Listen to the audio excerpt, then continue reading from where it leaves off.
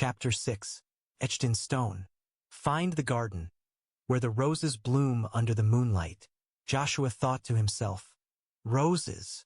Joshua murmured, his mind racing.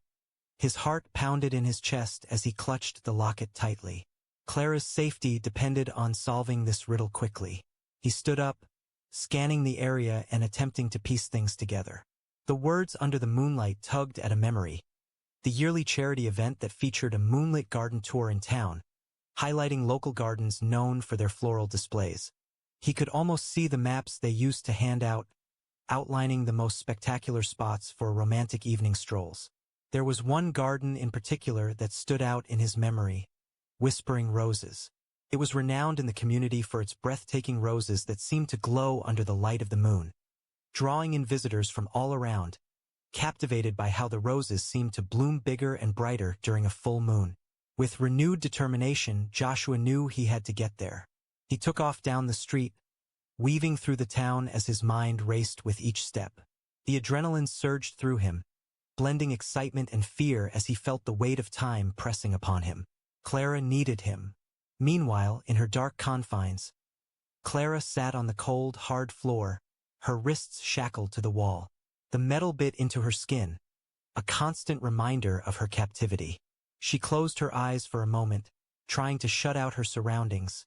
The dampness, the faint odors of mildew and decay, the ever-present feeling of dread that gripped her heart.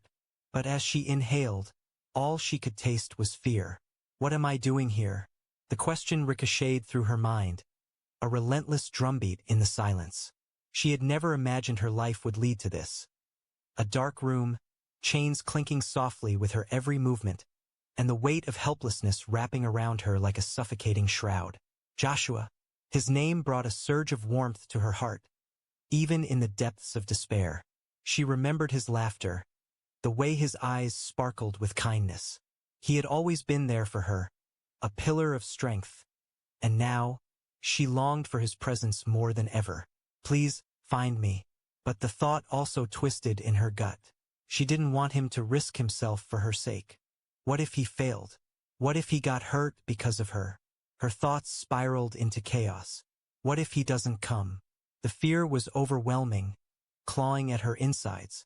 What if this is how it ends? Trapped, shackled, with no one to hear her screams. The darkness enveloped her, and Clara trembled at the thought of being forgotten. As Joshua arrived at Whispering Roses' garden, the fragrant scent of blooming flowers wafted toward him, welcoming him in. He pushed open the wrought iron gate, the sound of rusted hinges creaking in the stillness. The moon hung high, casting a silvery glow across the garden, illuminating the vibrant roses that stood proudly in the soft night. Joshua navigated the familiar paths, each step echoing with urgency. The garden was alive with the sounds of the night, soft rustles of leaves, and the gentle hum of distant crickets. He moved with purpose, eyes scanning the landscape, desperate to uncover whatever secrets lay hidden in this enchanting space. He reached a secluded area, where the roses formed a fragrant canopy overhead, allowing only scattered moonlight to reach the ground. As he paused to catch his breath, he noticed something nestled among the roots of an especially vibrant rosebush. It was a small, weathered stone, half buried in the soil. With a quick motion, Joshua knelt down, his fingers brushing away the dirt to reveal inscriptions carved into the surface. The words seemed to leap out at him. In love's embrace, secrets we keep. His heart raced. This must be another clue, a connection of some kind. A sudden rustling sound nearby snapped him back to reality, and he turned sharply. Was there someone else here? With a mix of dread and hope, he scanned the garden, listening as the wind whispered through the leaves, almost as if it held answers of its own.